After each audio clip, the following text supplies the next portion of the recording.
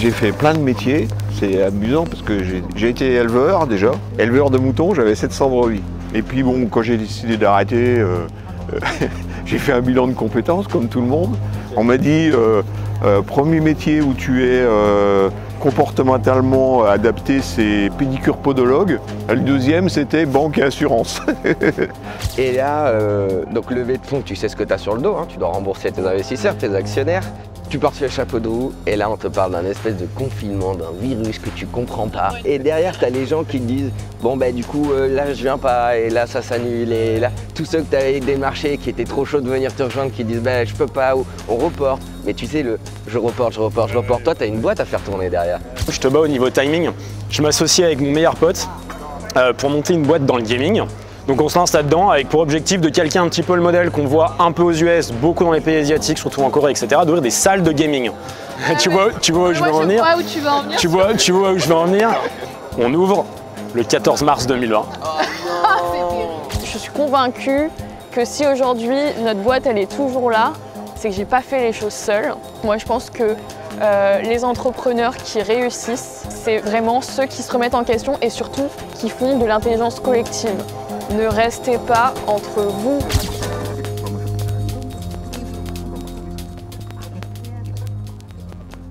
Du coup, je suis dans le domaine de la... Alors, j'ai deux casquettes. Ça fait 10 ans que je suis dans le domaine des pierres précieuses et de la joaillerie. Donc, j'ai commencé en fait les deux en même temps puisque je suis aussi dans l'éducation dans mon domaine. Parce que à la base, je suis joaillier gémologue. D'accord ? Donc, en fait, le gémologue, c'est l'expert des pierres précieuses. Voilà, tout ce qui est pierres précieuses, or, bijoux, alliage, on est expert dans ce domaine. Et j'ai commencé en voulant être négociant. Donc le métier de négociant, c'est aller sur les grandes places de marché dans le monde entier et savoir acheter, évaluer, reconnaître, analyser une pierre précieuse pour pouvoir l'acheter, ensuite la revendre sur des marchés européens, américains, etc. Et en parallèle, j'ai développé la partie éducative, puisque l'école dans laquelle j'ai été diplômé m'a demandé d'enseigner et c'est comme ça que ça a commencé. C'est-à-dire ça fait 10 ans en fait que j'ai ces deux casquettes-là. Je travaille à la fois les pierres précieuses, les pierres de couleur, donc ça je vous expliquerai un petit peu plus tard, mais du coup ça a bien évolué puisqu'à la base c'était un marché vraiment B2B. Ça s'est transformé aussi en B2B plus B2C aujourd'hui. Et à la fois éducative où aussi j'ai commencé en tant que prof. Et ensuite j'ai été directeur pédagogique, directeur des études et j'ai été directeur général aussi d'une école. Du coup, d'une école, type de ce que tu as, de ce dans laquelle tu as été. Ça fait 10-11 ans maintenant que je fais ça. D'accord. C'est pas de la joaillerie, parce que la joaillerie, c'est l'habillage de la pierre précieuse, c'est sa présentation. Quoi. Il y a la partie joaillerie, ceux qui travaillent la matière, travaillent le métal, travaillent l'or, c'est le joaillier. Et tu as le gémologue, lui, c'est vraiment le spécialiste des pierres. C'est vraiment une niche dans la niche. Quoi. Et puis tu peux travailler la pierre aussi elle-même, pour lui donner sa forme. C'est encore un autre métier. D'accord. Et bien sûr, il y a des gémologues qui sont aussi des lapidaires, on appelle ça, c'est ceux qui taillent les pierres. Et mais aujourd'hui, voilà. Et toi, tu n'es pas impliqué dans la partie sourcing où tu vas dans les pays Si, aussi également, c'est pas juste. Ok, d'accord. Et d'ailleurs, toute la partie éducative est aussi pas spécialisée, mais je les dirige dans cette direction, si tu veux. Tous les cours pédagogiques aujourd'hui qui ont été créés, tous les programmes pédagogiques liés à ce métier-là, se tournaient beaucoup vers tout ce qui était plus scientifique. Et ça, disons que ma spécialité, et c'est aussi pour ça qu'on m'appelle et qu'on fait appel à moi pour relancer des écoles ou des programmes, c'est qu'on dégrossit ce côté scientifique pour le rendre un petit peu plus terrain, éthique. Toute cette partie-là, aujourd'hui, on en parle de plus en plus. Et j'explique aux étudiants, je leur montre, et d'ailleurs, je les emmène aussi sur place. Je ne fais pas seulement leur enseigner quelque chose. Depuis que j'ai pris des postes de direction, je suis spécialisé dans le déplacement. C'est-à-dire que je les amène sur place, donc Sri Lanka, Afrique, Madagascar, Thaïlande, et je leur montre comment ça se passe sur ce marché-là. Parce que chaque marché est différent. Et je leur explique. Et tout ça, tu imagines bien que quand tu es étudiant, tu vis le moment, tu apprends 10 fois plus que ce que tu apprendrais sur un programme. Je pense que tu sais encore plus de quoi ça. Enfin, c'est comme tu fais le parallèle avec les langues, c'est pareil quoi. Exactement. Donc voilà, on maîtrise notre chaîne de A à Z. Moi j'aime bien faire venir les gens comme si tu dirais comme si c'était un musée, tu vois. Je leur explique exactement le système de la chaîne de valeur des pierres précieuses, du moment où je la trouve dans des pays producteurs comme Madagascar, parce que tu connais, jusqu'à la fabrication du bijou, tu vois. Je leur montre tout l'ensemble. J'ai des rendez-vous qui durent 3 heures. Les gens, au début, ils connaissent rien. À la fin, ils me posent plein de questions. Quoi. La fiancée, j'ai reçu une influenceuse il n'y a pas longtemps, et en fait, elle a été tellement prise par le truc qu'elle a voulu faire sa bague chez nous parce qu'elle a choisi la pierre. Elle a rencontré l'artisan qui allait lui fabriquer la bague, elle a rencontré l'autre artisan qui allait lui sertir la pierre, et je lui ai expliqué toutes ces étapes à chaque fois. C'est fou parce qu'on découvre des trucs, moi. Je pensais pas qu'il y avait des scientifiques de la pierre. C'est une matière compliquée et complexe, on découvre des choses. Et puis finalement, c'est ce qui permet aussi de les différencier et de créer des valeurs. Ah bah bien sûr. Et puis il y a beaucoup de, enfin j'y connais rien du tout, mais il y a beaucoup de, j'allais dire de faux, mais en tout cas il y a beaucoup d'abus, il y a beaucoup de transgressions, etc. Donc je ne sais pas s'il y a une nécessité d'aller vers des docteurs, j'imagine que si, puisque c'est le cas, mais en tout cas il y a une nécessité d'avoir des vrais experts et des gens qui savent de quoi ça, c'est une évidence. De quoi ça cause. Il y a énormément de matières synthétiques, de matières traitées. C'est une matière adultérée dans tous les... tu as une matière qui a de la valeur, il y aura ceux qui... il y a toujours les faussaires, il y a toujours des faussaires. C'est exactement la même problématique. Et donc du coup, oui, tu es obligé aujourd'hui, surtout qu'avec c'est un métier qui fonctionne, on va se dire la vérité, quoi. La joaillerie, ça marche. Et tu as besoin de ces gens-là qui savent différencier le vrai du faux, le beau du pas beau. Voilà, enfin c'est grossi ce que je dis, mais c'est un peu ça. Je pense que tu peux pas vendre aujourd'hui un produit sans savoir l'expliquer. Ouais. Enfin, moi je fais partie de ceux-là. Moi, personnellement, quand j'explique mon produit, j'ai pas de vendre juste la bague et de dire voilà, je sais pas, c'est un super saphir dessus. Non.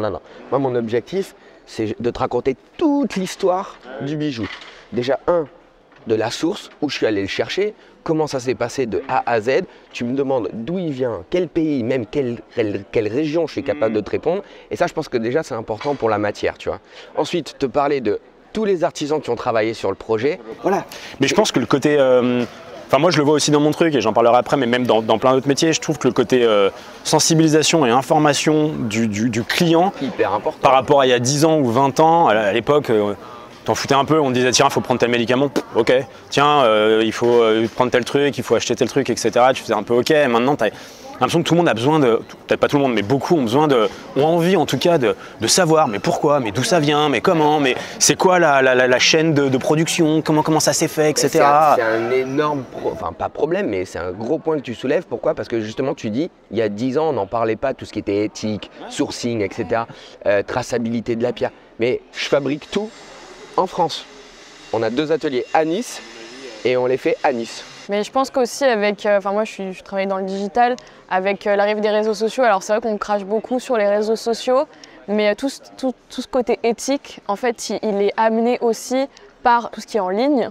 Donc aussi souvent les réseaux sociaux. Par rapport au Covid, c'est vrai que les gens sont beaucoup restés en ligne pendant le confinement et ils se sont informés sur énormément de choses. Donc évidemment, il y a eu tout ce qui s'est passé, voilà, mais aussi sur les choses qu'ils consommaient, ce qu'ils faisaient. En fait, tout le monde a revu son mode de vie. Une prise de conscience. Il y a une prise de conscience énorme et les gens n'avaient pas le temps de s'informer parce que la routine de tout le monde, le travail d'ailleurs, le mode de travail a changé pour tout le monde, voilà, aujourd'hui.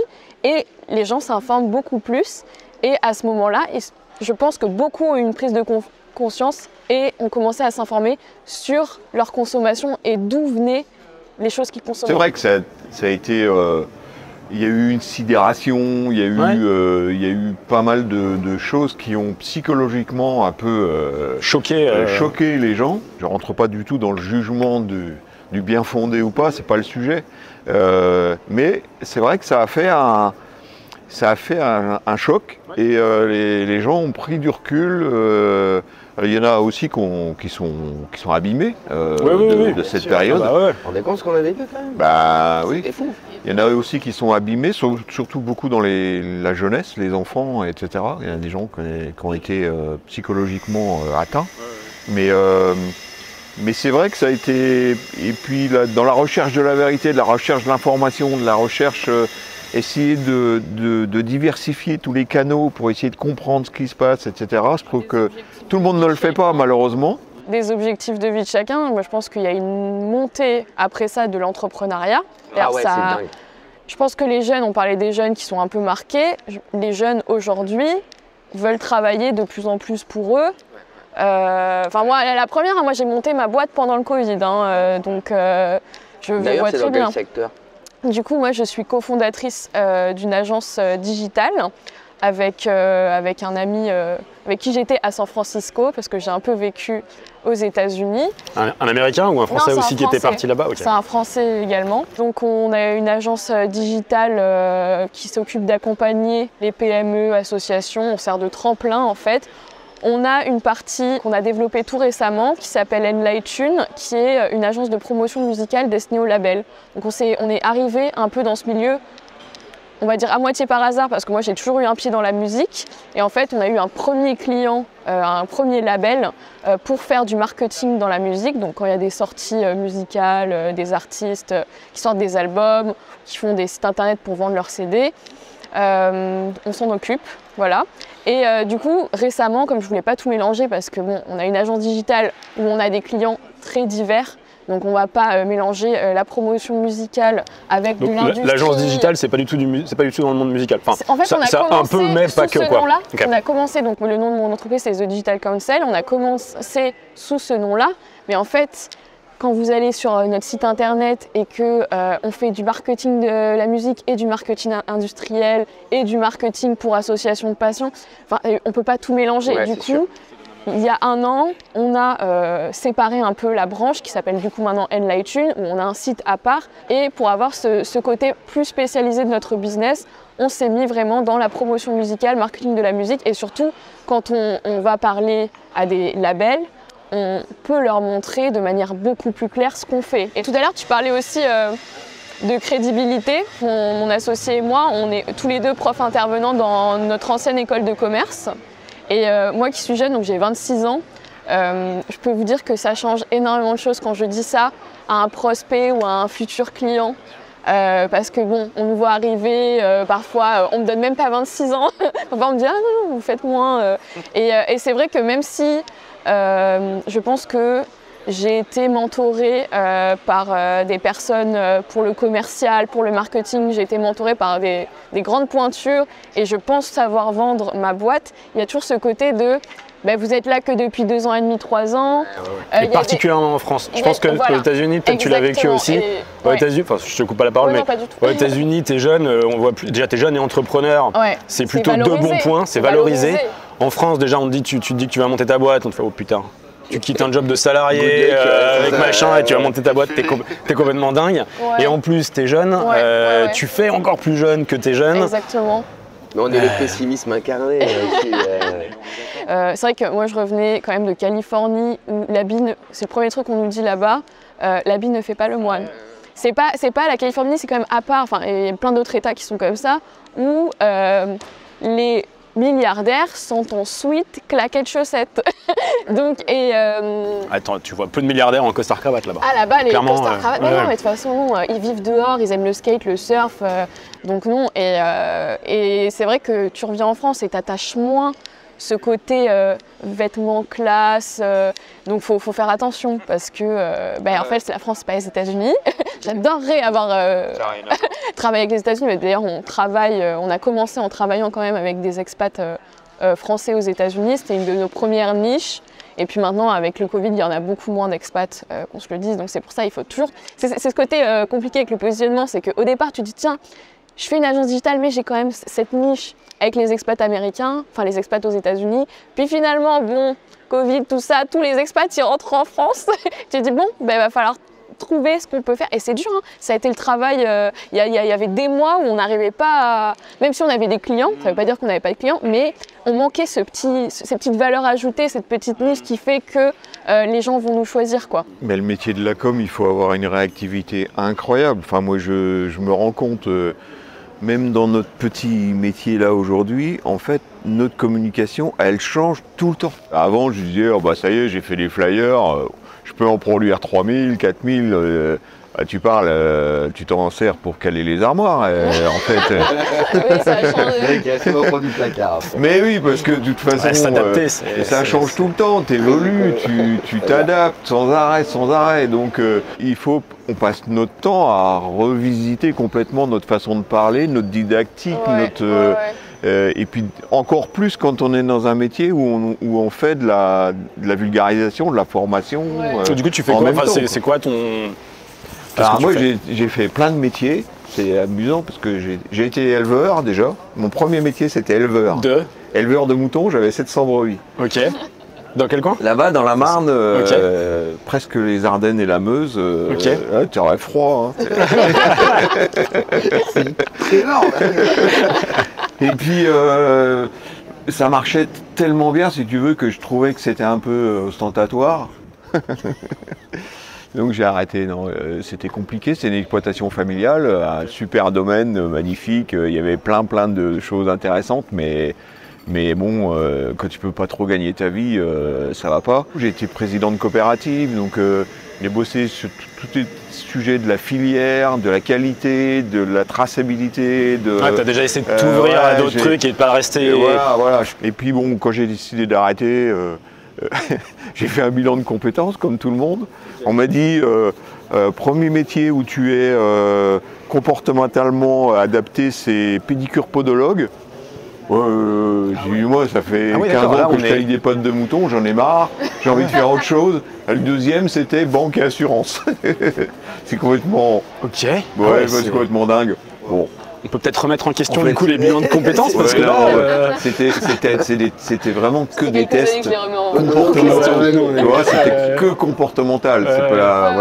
C'était juste pour la boutade. Et en fait, je suis rentré dans la banque. Et là, j'ai aussi appris complètement un nouveau métier, et puis surtout appris la gestion du risque, tous les financements spéciaux, tout ce qui est financement. Et petit à petit, comme les énergies nouvelles arrivaient, j'ai bossé sur le financement de l'éolien, les poules bancaires, etc., etc. Mais j'ai arrivé vers 2008 et il y a eu une énorme transformation dans le monde de la banque, du métier de banquier. Et très vite, une super crise qui... Voilà, et très vite, j'ai senti que j'allais m'emmerder. J'avais pas du tout envie de devenir manager dans la banque.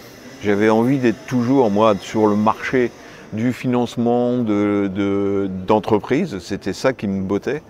Et donc, au bout d'un moment, j'ai dit, je vais arrêter. J'ai démarré, lancé en 2006, puis petit à petit, ça a mûri, une entreprise dans les énergies renouvelables. Et très vite, en fait, au départ, j'étais plutôt parti sur l'éolien, mais j'ai fait marche arrière parce que, en fait, ça me plaisait pas trop, justement, au niveau éthique et solutions d'énergie renouvelable. Et je me suis après spécialisé sur le photovoltaïque. Et j'ai développé une entreprise qui a décollé en 2008-2009 dans le photovoltaïque. Après, on a fait rentrer un grand groupe coopératif dedans. On leur a revendu et malheureusement, ils l'ont coulé. Bon. J'ai trouvé ça d'un gaspillage assez insupportable, quoi. Bon. C'est qu'on voit, on est quand même humain. Hein. C'est pas même si on n'a plus l'entreprise. Oui. Puis gagner de l'argent, c'est une chose, mais que cette entreprise soit insérée dans un tissu local, économique, et dans toutes ces dimensions, pour moi, c'est hyper important. Oui, et puis même si t'es plus dedans, il y a un peu ce côté, quelle trace tu laisses, du coup? Moi, c'est plus un gaspillage humain. Avec plein de gens qui s'étaient installés à côté de l'entreprise, qui avaient leur famille là, et donc tout ça, ça s'imbrique, ça se construit, et c'est voilà. Bon, mais ça fait partie de la vie aussi. Des échecs. C'est normal. Voilà. Après, j'ai eu un moment de prise de recul parce que j'étais quand même bien fatigué, un burn-out, etc. Bon. Et puis un jour, j'ai rencontré Frédéric qui m'a fait découvrir, qui est orthopédagogue, et qui m'a fait découvrir un outil de mémorisation qu'elle avait créé depuis déjà 10 ou 15 ans, parce qu'elle travaillait pour accompagner les élèves qui étaient bilantés par une neuropsychologue et qui rencontraient tout un tas de problèmes. Et en fait, elle s'est rendue compte dans son activité que la question de la mémorisation, en général, n'était pas bien traité et qu'il fallait absolument donner des outils pour parfaitement mémoriser en mémoire à long terme. Donc derrière, en fait, c'est tout le fonctionnement du cerveau, la mémoire de travail, la mémoire à court terme. Pour enfants pour tout le tous, monde, même, en fait. D'accord, même... C'est universel. Okay. Et c'est ce côté universel, moi, qui m'a intéressé, parce qu'une fois que j'ai eu compris comment fonctionnait la mémoire à long terme, qu'est-ce qui nous permet à nous de devenir expert dans quelque chose en ne s'en rendant même plus compte. Parce qu'en fait, quand on apprend quelque chose, on passe de inconsciemment incompétent à consciemment incompétent. Et puis après, on devient consciemment compétent. Et l'objectif, c'est de devenir inconsciemment compétent. Toi, par exemple, dans ton métier sur les pierres précieuses, il y a des choses pour toi où c'est devenu complètement naturel. Et du coup, ça va te permettre d'avoir une analyse avec une multitude de facettes. Et ça, c'est parce que tu l'as travaillé, tu l'as répété, tu l'as répété, tu l'as répété. Et puis ça te laisse de la bande passante pour absorber d'autres trucs, etc. Et tu n'as plus à essayer de te souvenir de ces choses-là. Tous ces éléments-là, c'est dans la mémoire à long terme, et donc c'est complètement à disposition. Ouais. Et donc, ça te donne un esprit d'analyse, ça te donne un esprit critique, ça te donne une liberté même d'analyse et d'étude que tu ne peux pas avoir si, quand tu es sur un sujet, il faut que tu ailles rechercher dans ta mémoire tout un tas de choses qu'il faut réactiver, etc. C'est trop tard. Et donc, en fait, la mémorisation, si on ne l'apprend pas aux élèves dès le plus jeune âge, si on leur inculque pas cette méthodo et cette compréhension du fonctionnement du cerveau, mais on les plante à la base, c'est dommage. Quand on te vend une voiture, on va t'expliquer comment elle fonctionne. Quand on t'explique, je sais pas, un problème physique, on t'explique ce qui se passe dans ton physique qui fait que tu vas pouvoir te réparer. Et ben de la même manière, quand on demande à des élèves d'apprendre des choses, on ne leur explique pas comment il faut apprendre. Et c'est peut-être dans les grandes lignes, mais du coup, c'est quoi la méthode? Enfin, la méthode, en fait, c'est on passe des choses en mémoire. Pour bien mémoriser, il faut faire des chemins où on passe souvent. Si vous vous baladez en forêt, vous voyez des sentiers qui ont été créés par des animaux qui passent souvent, et au bout d'un moment, ça fait un chemin. Ce chemin-là, si tu n'y passes pas, au bout d'un moment, la nature reprend son droit et il s'efface. Voilà. Et donc la seule solution, c'est de passer. Notre cerveau, en même temps, il est naturellement fait pour oublier. Il y a une protéine qui s'appelle la phosphatase qui déconnecte les neurones pour nous permettre d'oublier. Parce que si tu n'oubliais rien, on deviendrait fou. Le problème, c'est qu'on est très vite en surcharge cognitive parce qu'on a trop d'informations qui sont dans un bouchon d'informations continuelles. Et donc, c'est hyper compliqué. Le problème, c'est d'arriver justement dans notre cerveau à ce qu'on ait notre préfrontal, donc toute la partie réflexion, calcul, analyse, etc., qui soit disponible, mais qui ait sa bibliothèque derrière, active et accessible pour pouvoir travailler. Donc notre cerveau, donc, il est fait pour oublier, donc il déconnecte. Ça veut dire que si on veut mémoriser, il faut que nous-mêmes, on ait une stratégie pour connecter sur ce qu'on a envie de mémoriser. Donc les connexions, notre cerveau, c'est 100 milliards de neurones. Ça connecte, ça déconnecte, ça connecte, ça déconnecte. Et plus on connecte, moins les neurones se réécartent. Et ça, le cerveau le détecte.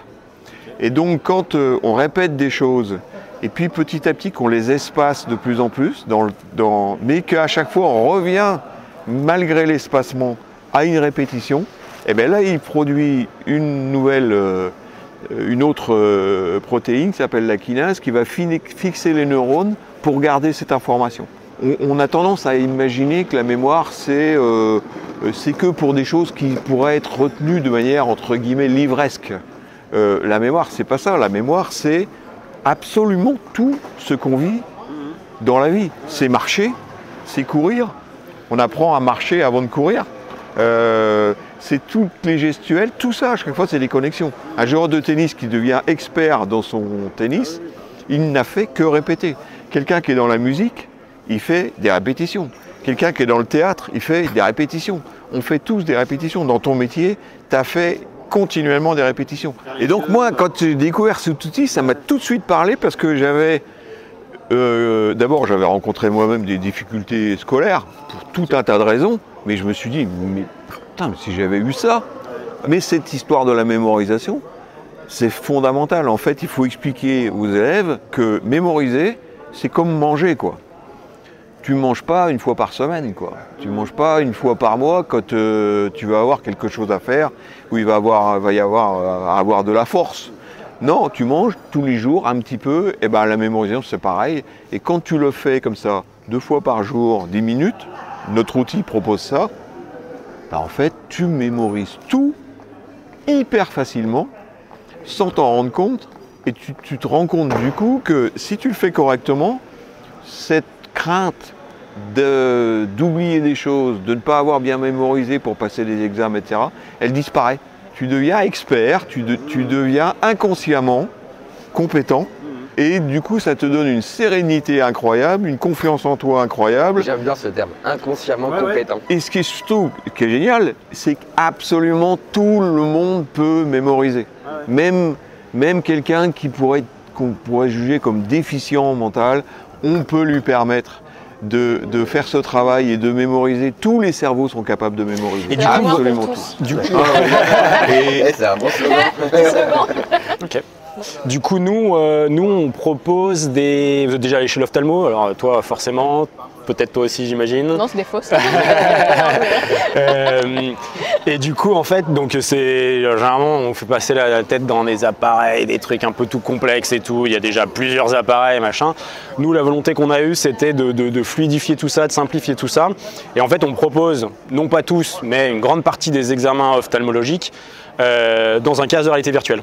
D'accord. Donc ça a l'avantage de consolider, enfin de regrouper un certain nombre d'appareils qui sont souvent en plus dans des pièces différentes. Donc au niveau du parcours patient, c'est un peu la croix et la bannière, etc. Dans un seul et unique outil qui en plus est portable, casque de réalité virtuelle, ça tient dans une boîte à peu près comme ça. C'est contrôlé par une tablette, donc nous on propose une solution qui est tout en un, on va dire, donc en termes d'implémentation c'est ultra pratique, etc. Ça s'utilise évidemment en cabinet, en hôpital et machin, mais aussi dans ce qu'on appelle beaucoup, c'est un peu à la mode en ce moment, les déserts médicaux, où il n'y a pas d'ophtalmo, on manque grandement d'ophtalmo en France. J'aime bien ça. Non, mais souvent parce qu'il faut. Non mais c'est Ça devient récurrent, quoi. non mais parce que c'est une vraie problématique. C'est aussi un peu le genre de mots-clés que dans une news sur 2, ils placent, etc. Donc Bien bon, sûr. voilà, mais ça reste une vraie problématique. Oui, c'est Et donc du coup, voilà, ça permettrait aussi, en tout cas c'est l'idée, de résoudre, c'est un grand mot, mais en tout cas de participer à résoudre ce genre de problème où tu as de plus en plus de praticiens itinérants qui vont à la rencontre des patients et non plus les patients qui viennent en cabinet, où tu as de toute façon un engorgement incroyable, où il y a... J'entendais l'autre jour une émission, ils ont ouvert un cabinet ophtalmo à 5h du mat pour pouvoir venir faire la queue pour prendre des rendez-vous pour juin prochain. En France? En France, hein, dans les salles de- Ouais, là, on est fou, quoi. Voilà, alors c'est évidemment un cas extrême, tu es en plein milieu de Paris, Oui, c'est moins pire. Ça s'est passé quoi? Mais ça s'est passé et il y a plein d'endroits où, voilà, dans les grandes villes, Ouais. Paris, Lyon, bon ok, t'as un rendez-vous en quelques semaines, mais il y a pas plein d'endroits où c'est forcément. pas le... Et en plus pas Et en forcément. plus, pas forcément. ouais. Mais il y a plein d'endroits où c'est pas le cas. Et puis du coup, du fait de ce rush, bah, du coup, t'as des... Même si les gens sont des médecins, etc., t'en as quand même pas mal qui rushent un peu le truc, qui font ça à la vite, etc. Derrière, ça se retrouve chez l'opticien qui part sur une base d'une prescription qui est pas une ordonnance, pardon, qui est pas parfaitement juste, et tu te retrouves avec des lunettes qui sont pas adaptées. Du coup, tu as un inconfort visuel, tu reviens, etc. Et du coup, toi, l'outil que tu as, parce que finalement, donc, vous avez fabriqué un outil. Nous, on développe un logiciel. On D'accord. développe un logiciel qui permet de faire des examens. Il y en a une dizaine qui normalement sont faits avec 10 appareils ou instruments différents. Ouais. Nous, on regroupe tout ça dans un seul et unique logiciel qu'on intègre dans une partie hardware à laquelle on ne touche pas. On fait de l'achat-revente, on ne fabrique pas de casque de réalité virtuelle parce qu'il y a des gens qui le font très bien. En fait, donc, en gros, il y a une tablette qui est dans les mains du patient. En gros, c'est la télécommande. Ça lui permet de dire on va lancer tel examen, l'examen il est fini, on fait ci, on fait ça, etc. Ce que ça contrôle, c'est un casque de réalité virtuelle sur la tête du patient, qui est du coup dans un univers virtuel, qui, au lieu de... Je te donne un exemple très simple, il y a un test qui s'appelle la vision du relief. La vision du relief, normalement, on te fait asseoir comme ça, et puis au loin, on te montre des trucs qui sont plus ou moins avancés. Et on te dit, bah, lequel est le plus proche, lequel est le plus loin, etc. Donc là, ce que je viens de te décrire, ça nécessite d'avoir une pièce qui fait 4 mètres, ou je ne sais pas combien exactement, d'être assis, d'être dans une certaine luminosité, de voir ça, etc. Tu dis, je vois lui, ok, le mec il note, ok, c'est bon, etc. Casque de réalité virtuelle. Le truc qui est à 4 mètres, il est affiché ici. Je ne rentre pas dans les détails, mais on est en Dans une caisse de réalité virtuelle, bien que tu sois à 2 cm de tes yeux, tu es ce qu'on appelle en vision de loin et non pas en vision de près. C'est paradoxal, mais c'est comme ça. Et donc du coup, voilà, et là tu as tes points plus ou moins proches, etc. Le patient sélectionne celui qui va en premier, en deuxième, etc. Tu as les résultats qui sont automatiquement transmis. Quand même, le patient est proactif. Alors l'idée, justement, repose sur l'autonomie du patient. D'accord. Parce que nous, le gros message derrière ce qu'on propose, c'est au-delà du côté c'est plus simple, il y a moins d'appareils, c'est machin, c'est portable, etc. C'est le fait de faire gagner du temps, parce que comme on disait, s'il y a des endroits où tu as 9 mois d'attente pour avoir un rendez-vous, c'est parce qu'il n'y a pas assez de gens, ou alors parce que ces gens travaillent trop, font trop de choses. L'idée, c'est soit de réduire la durée des examens, donc tu as des examens qui au lieu de durer 15 minutes vont durer 5 minutes, soit de ce qu'on appelle optimiser le temps médical, c'est-à-dire que sur un examen qui dure toujours 15 minutes, aujourd'hui, tu as le besoin que le praticien soit pendant 15 minutes devant le patient pour lui dire « Ok, vous voyez quoi? Ok, vert, ok, machin, etc. » Là, c'est misé sur l'autonomie du patient où tu as les 2 minutes d'installation au départ. Après, le patient, il est dans son casque. Je ne veux pas dire qu'il est laissé à lui-même, mais il est dans son casque. Et il n'a plus besoin que quelqu'un vienne l'accompagner, vienne lui dire quoi faire, vienne s'assurer qu'il respecte bien les consignes, etc. Il est guidé par la machine, entre guillemets. Guidé par la machine, tu as des consignes sonores et visuelles. D'accord. Et est-ce que les résultats sont similaires à... Ouais, bah on est en plein dedans. Donc pour ça, tu as besoin, de toute façon, pour sortir un produit, déjà dans n'importe quel domaine, mais Surtout qui dans le plus est médical. dans le médical, tu as besoin du marquage CE. Et dans notre cas, pour le marquage CE, tu as besoin d'études cliniques. On est en train de faire des études cliniques. Alors il y a deux choses. Il y a déjà des publics qui démontrent que la réalité virtuelle, en gros, apporte des résultats similaires à la réalité. Mais maintenant, ce qu'il faut faire, c'est prouver que notre réalité virtuelle, enfin notre appareil, ait les mêmes résultats. Donc on bosse avec des hôpitaux, avec des cliniques pour faire ça. Et voilà, donc c'est la raison pour laquelle nous, aujourd'hui, on ne commercialise pas, contrairement à vous, nous, pour l'instant, on a... Et toi, tu as une formation d'ophtalmo? Pas du tout. Moi, je suis pharmacien à la base. Je suis quand même dans la santé, mais j'ai... Ouais, non, mais... Oui, mais pharmacien, médecin... Non, c'est pas pareil, mais c'est que du coup, dans notre équipe d'associés, on a un ophtalmo. Ouais. Et du coup, tout le rendez-vous commence par nous, on travaille avec le docteur Egal Boujna, machin, etc. Et c'est ça qui ouvre les portes. On a constitué un board médical avec plein d'ophtalmos, plein d'opticiens, plein d'orthoptistes, etc. C'est exactement, mais on a tous la même problématique. T'es obligé parce que sinon nous, on vend une boîte avec des flashcards, mais si tu montres pas, entre guillemets, pas de blanche. Mais bon, en même temps, c'est normal aussi. On a besoin de sentir où est l'expertise des gens. Oui, bien sûr. Non, je pense que sinon, tu vas voir ailleurs. Oui. Non, mais je pense que c'est nécessaire. Et nous, on est aussi, comme du coup d'autres, sur un marché qui est. On apporte une innovation, mais qui, dans un premier temps, n'a pour vocation que de faire pareil, mais mieux. Mais on ne fait pas un truc différent. Donc c'est concurrentiel ? Donc c'est hyper concurrentiel parce qu'en fait, tu as deux types de concurrence si tu veux. Tu as les acteurs qu'on cherche à remplacer. Donc je te parle vraiment des gros appareils qui pèsent 30 kg, qui sont dans une salle, qui ont besoin d'un ordinateur pour être contrôlés, etc. C'est des grosses boîtes.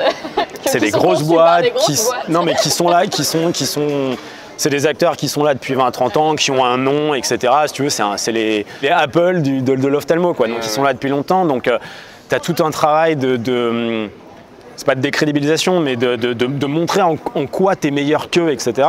Et puis tu as aussi les boîtes de concurrence directe avec nous qui sont un peu comme nous, où c'est aussi de la réalité virtuelle, on n'est pas les seuls. Aux États-Unis, ils ont quelques années d'avance sur nous par rapport à ça, comme sur beaucoup d'autres sujets. Mais du coup, comment tu te différencies, par exemple, pour toi? Alors, non, mais t'as plein de trucs. C'est que d'un côté, nous, on est allé rencontrer les ophtalmos justement, et c'est de là que le besoin, enfin c'est de là que l'idée de la boîte est venue, c'est que eux en ont marre des appareils actuels. Ils les utilisent, gros, immense, ça prend de la place. Ils les utilisent parce qu'il n'y a que ça. Et c'est que tu es sur des mecs qui ont un monopole tellement total. En plus, sans rentrer dans les détails, ils sont sur des technologies très matures, donc il y a peu de place pour l'innovation. Mais en même temps, ils n'ont pas besoin d'innover, parce que de toute façon, ils ont 80% des parts de marché.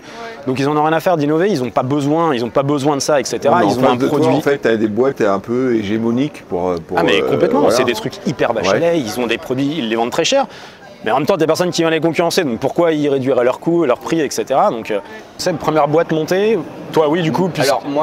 Alors moi, je te dis, j'ai eu un pied dans l'éducation dans ce domaine-là que j'ai toujours fait, et toujours un pied dans le négoce et pilotage d'ateliers, de création. Mais mon pied d'éducation, j'ai essayé de créer ma propre école. Donc j'ai levé les fonds, puisque toi tu cherches les fonds, donc ouais, je sais ce que c'est de lever des fonds, mais des grosses sommes d'argent, parce que c'est un gros projet. Ouais, effectivement. Et malheureusement, 4 mois avant le Covid. Oh là là, le donc, fameux. ouais, j'ouvre l'école, ça part sur les chapeaux de roue. Un truc, en plus, avec mes associés, on était déjà un peu connus dans le secteur, tu vois. Donc quelques années de boîte, on commence à te connaître, les pros commencent à te connaître. Tu formes des pros, donc tu sais déjà que tu es crédible. Quand tu formes les professionnels de ton secteur, tu sais que c'est bon, tu es assis, quoi. Donc on lance le truc, ça part comme ça, tout le monde en parle. Donc on se dit, waouh, c'est phénoménal, quoi. En plus, niche de la niche, donc on n'a que 2 concurrents, en gros. Et là, donc levée de fonds, tu sais ce que tu as sur le dos, hein, tu dois rembourser tes investisseurs, tes actionnaires. Quand en plus c'est des amis très proches, tu te dis, waouh, faut pas que je me loupe, voilà. Ça c'est dangereux ça. Ouais. Enfin dangereux, c'est... heureusement, c'est un vrai ami. Ok. Donc, et tu pars sur les chapeaux de roue, et là on te parle d'un espèce de confinement, d'un virus que tu comprends pas. Encore une fois, quelque chose d'indépendant de ta volonté, quoi. Ouais, exactement. Et moi, vous imaginez bien. Le problème, c'est que tu peux pas. C'est un truc auquel c'est compliqué de s'adapter. Ah, mais tu disais, t'as des intempéries et machin. Ouais, là, c'était impossible. Nous, c'est simple. Dans notre secteur, t'es obligé de voir la matière, quoi. T'es obligé de la travailler, t'es obligé de l'analyser, t'es obligé de la toucher. Bien sûr. Tu peux pas. T'es bien obligé de bouger, quoi. Tu quoi. peux pas analyser une pierre précieuse depuis chez toi en visio. Télétravail. Ils nous disaient tous, mettez-vous en visio, mettez-vous en télétravail. Je leur disais, les mecs, c'est clair. C'est n'importe quoi. Donc du coup, boum. Celle-là, je te l'évalue entre 45 € et 450 000 € à peu près. Et derrière, tu as des gens qui disent, bon ben du coup, là je viens pas, et là ça s'annule, et là, tous ceux que tu avais démarchés qui étaient trop chauds de venir te rejoindre, qui disent, ben je peux pas, ou on reporte. Mais tu sais, je reporte. Toi, t'as une boîte à faire tourner derrière. Ouais. T'as des gens à payer, t'as tes profs. Je fais quoi? Je reporte moi les salaires, je reporte les locaux. T'as beau essayer de te retourner, après t'es pris par le temps. Quelque chose d'essayer de le faire en ligne, t'adapter. L'adaptation c'est bien, mais parfois c'est juste pas possible, quoi. Donc ouais, c'est là. Et donc du coup, vous avez été obligé d'arrêter? Ah ouais, on l'a fermé. Bon, heureusement ça va, c'est un secteur où tout le monde connaît vite tout le monde, donc tu sais qui est sérieux, qui bosse bien et tout. Donc j'ai eu aucune difficulté, si tu veux, à me relancer. À te relever derrière. J'ai eu un énorme. Tu parlais de burn-out tout à l'heure. J'ai eu 3 mois de. Ouais, c'était une déprime. Enfin. Mais au bout d'1 mois, je me suis dit, écoute, c'est très simple. Soit tu es dans le fond et tu fais plus rien et tu es une espèce de loc, soit boum, direct à l'américaine, quoi. Et puis, je sais pas si toi, ça t'a aidé, parce que du coup, j'ai compris que tu n'étais pas seul dans le projet, tu avais des associés. Moi, je sais et je suis convaincue que si aujourd'hui, notre boîte, elle est toujours là, c'est que j'ai pas fait les choses seule. Et je le vois autour de moi. On parlait de renouvellement, de se remettre en question. Moi, je pense que les entrepreneurs qui réussissent, c'est vraiment ceux qui se remettent en question et surtout qui font de l'intelligence collective, qui vont toujours tester et parler aux autres de leurs produits, dans l'intergénérationnel également. Je trouve que moi, par exemple, je suis jeune, je ne reste pas qu'avec des jeunes, je suis dans des réseaux de tout âge et je pense que c'est hyper important. Absolument nécessaire. En tout cas, je pense que j'ai moins peur de l'échec et de toute façon, je suis convaincue que je n'aurais pas monté une boîte. Moi, j'ai commencé par le freelance. J'étais freelance, j'ai vu qu'il y avait de la demande, des gens qui avaient besoin d'être coachés pour leur business. Donc c'est pour ça que j'ai eu cette idée de boîte. Mais je ne voulais pas faire ça seule parce que même si j'ai pas trop peur de l'échec, sûrement parce que je pense que je suis jeune et aussi dans ma personnalité que j'ai moins de choses à perdre sûrement aussi, je voulais pas faire ça seule et je trouve que dans l'entrepreneuriat, ok, aujourd'hui en France c'est hyper facile d'être micro-entrepreneur, auto-entrepreneur, mais pour moi ça a ses limites. Tu parlais de burn-out. Quand j'ai fait un burn-out, j'étais en plein milieu de l'entreprise photovoltaïque et t'es président de la boîte, quoi. Hein. Et du jour au lendemain, flac, ça a lâché, quoi. C'est un vrai burn-out. Il y a eu comme une cassure, quoi. Et le soir, t'es patron de ta boîte et le lendemain, t'es une merde. C'est clair, c'est l'image qu'on fait. Et là, ça fait drôle, quoi. Hein. Ça fait drôle parce que c'est vraiment cette impression que ça m'a donné. Et bien là, j'étais quand même content parce que je me suis rendu compte que ma boîte, elle a tourné pendant 3 mois, pratiquement sans moi.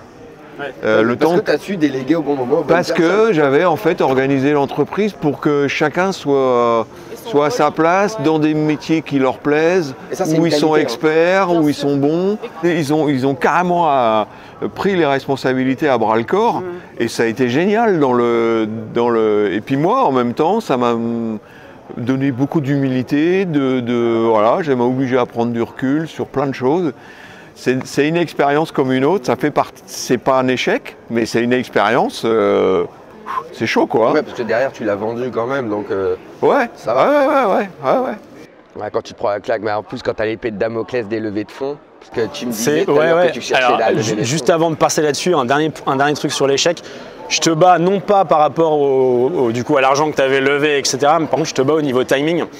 Dans une On est sur un petit concours là. dans une autre c'est le concours que t'as pas envie de gagner quoi, mais puisque tu parlais de ça, quand je suis rentré des US, donc il y a à peu près 5 ans, je suis dans le médical à la base, etc. J'ai fait une école de commerce aussi, donc je suis un peu dans le business machin, mais je suis passionné de jeux vidéo, j'adore le gaming, etc. Bon, peu importe. Du coup, j'avais cette envie de monter une boîte, etc. Je ne trouvais pas forcément d'idée dans le médical et tout. Je m'associais avec mon meilleur pote pour monter une boîte dans le gaming, spécifiquement dans l'e-sport. Pour ceux qui ne savent pas ce que c'est tout ce qui est les compétitions électroniques de jeux vidéo, enfin les compétitions de jeux vidéo en ligne, etc. Ce qui est un marché, en tout cas depuis 4-5 ans, mais booming comme pas possible. Ouais. Je crois que c'est, en termes, toi tu t'y connais, en termes de com, je crois que c'est le marché le plus gros, le plus en croissance, etc. Donc on se lance là-dedans avec pour objectif de calquer un petit peu le modèle qu'on voit un peu aux US, beaucoup dans les pays asiatiques, surtout en Corée, etc., d'ouvrir des salles de gaming. Donc c'est un truc, tu vois où je veux en venir.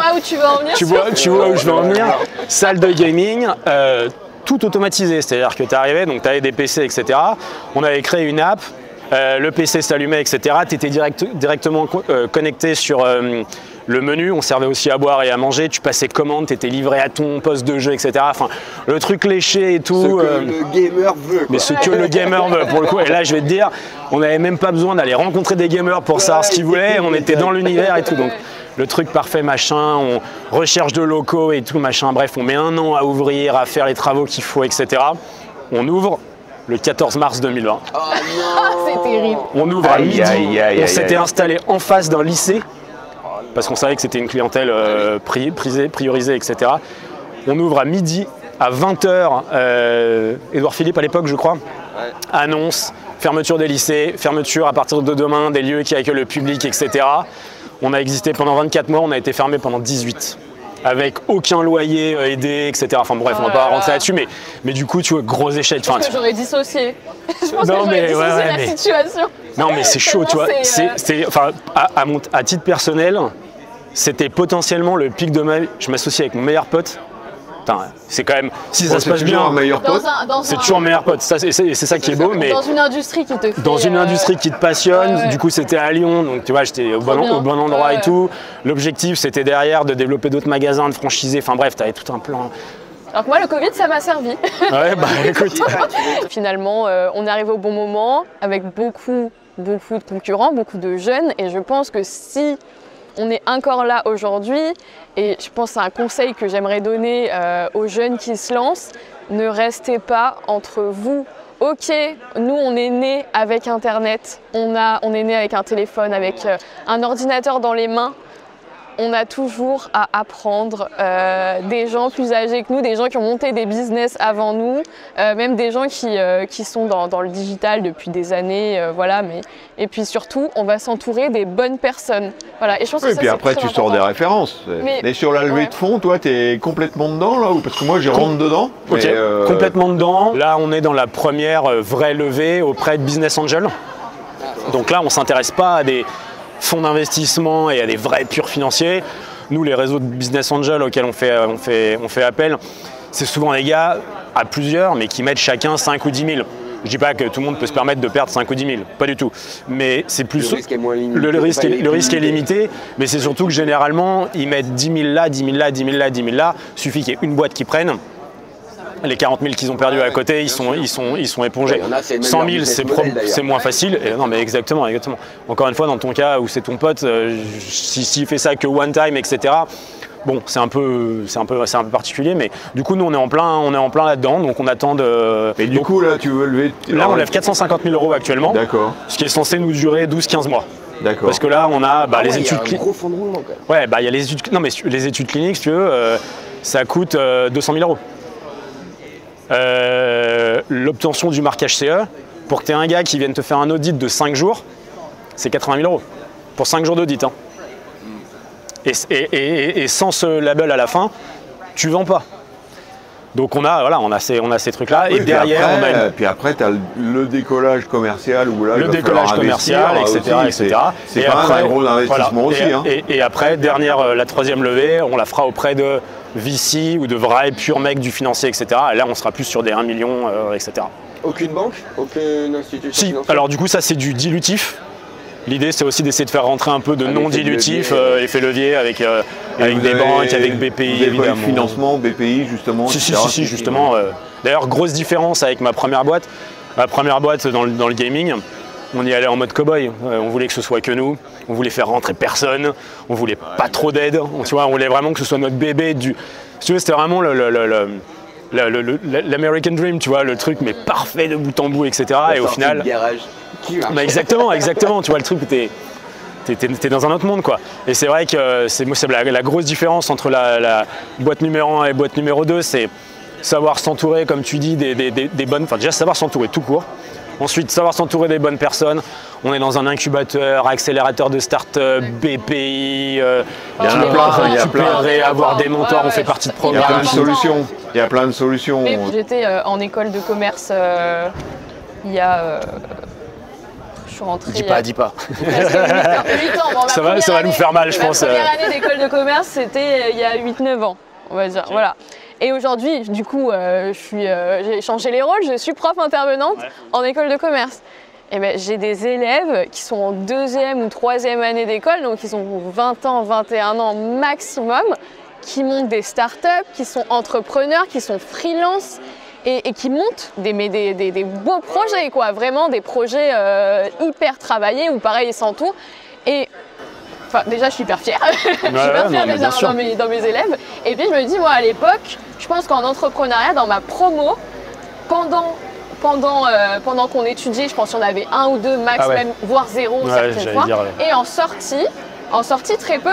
Et d'ailleurs, récemment, on a appris avec mon associé que quand on a monté notre boîte assez vite, enfin moi j'avais fini avant, lui il finissait son master, et après on a monté notre boîte assez vite, donc comme je vous disais, qui a été accélérée par le Covid, tout ça.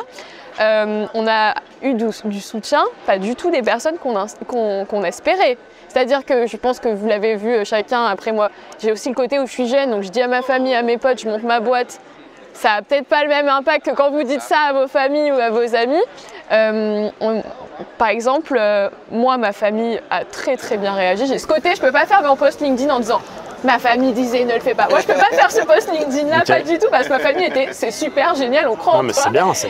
Et puis si t'as besoin de quelque chose, et moi, je voulais vraiment le faire par moi-même. Donc je me dis ouais, t'as besoin d'investisseurs et tout ça. Non, laissez-moi faire. Pour l'instant, on verra plus tard si j'ai besoin. D'ailleurs, demander de l'aide, évidemment. Parfois, il y a des mots où tu peux pas te payer. Vous avez levé ou pas? Non, on n'a pas levé. Non, on n'a pas levé. Juste un peu amis et... Non, personne. Ah, vous avez que vous, ok. Moi, je vais les lever, si vous n'avez pas 500 000 qui prennent. Nous, c'est peut-être... Je suis venu qu'avec une petite sacoche, sinon... Au départ, on voulait voir un peu tester comment ça marchait avant de lever. Et puis, on est plus jeune aussi, on prend moins de risques, enfin, entre guillemets. Parce que nous, on voit plus ça. Voilà, quand on dit en école de commerce, on parle pas trop. Nous, on nous en a parlé parce qu'on a fait avec mon associé, on a fait quand même des études à San Francisco où c'était vraiment start-up écosystème, tout ça. Donc là, mais en France, on nous en a absolument pas parlé, quoi. Le monde change. Enfin, on peut pas faire plus cliché que ce que je viens de dire. Non mais c'est vrai, le monde change, quoi. Et c'est vrai qu'il y a 20 ans, putain, être lancé dans l'entrepreneuriat, c'était un truc dingue, effectivement. Maintenant, comme tu dis... Les gens attendaient plus que tu te plantes à l'époque. Moi, j'avais ce côté où mes profs me disaient qu'ils tous fait de l'entrepreneuriat en école de commerce. Où ils nous avaient dit quand même, quand tu le dis à tes potes, au départ, ils sont c'est super. Et puis quand tu te plantes, ils sont là, ouais, je le savais, c'est ce côté très français où l'échec, la vision, on en revient toujours sur l'échec. Hein. La vision de l'échec n'est pas pareille. Nous qui avons vécu aux États-Unis, je trouve que l'échec là-bas n'a rien à voir. Déjà, là-bas, tu as plus la notion de seconde chance. Je dirais même sans aller à l'échec, je trouve que dans tout ce qu'on fait, les difficultés qu'on rencontre, les baisses de morale, il y a des moments où tu es au fond du trou, tu perds confiance. Il y a des jours où tu peux plus rien faire. Déjà là, l'équipe, elle est fondamentale. D'où l'importance de ne pas faire les choses seules. Moi, j'en suis convaincue vraiment, parce que je vois quand même dans nos clients ou autour de nous, les gens qui restent seuls, qui sont auto-entrepreneurs, qui sont entrepreneurs individuels et qui vraiment restent seuls pour 90% du temps à faire leur business, à gérer tout leur business. C'est dommage. Incroyablement dangereux, je trouve. Ça plante. Bah, t'es tout seul, tu vois, c'est un peu une boîte, une start-up, c'est un peu comme un couple, quoi, tu vois, t'as besoin que quand toi t'es en bac, t'es quelqu'un qui te drive un peu, qui te remonte, etc. Non, mais c'est indispensable. Ça m'arrive souvent de regarder qui veut être mon associé, ou etc. C'est souvent intéressant. Et ce que j'apprécie dans les investisseurs potentiels, c'est que le business plan, ouais, d'accord, mais c'est génial. Le business plan, je suis d'accord, ça reste que des lignes sur un bout de papier blanc, quoi. Même le business model, entre le premier et le dernier, tu dis, mais c'est pas la même entreprise, quoi. C'est pas le même projet. Bien sûr. Et des normes après aussi, si on parle d'enjeux sociétaux, environnementaux, moi je sais que même dans le digital, on a énormément de normes. On a commencé l'accessibilité numérique, ça parlait à personne. Évidemment, ça c'est un truc aussi qui s'est accéléré avec le Covid, c'est que on arrive avec des personnes qui ont un handicap visuel ou physique, enfin surtout visuel pour le digital, qui se retrouvent seuls chez eux en confinement, qui sont obligés de tout faire en ligne, n'importe quoi en ligne.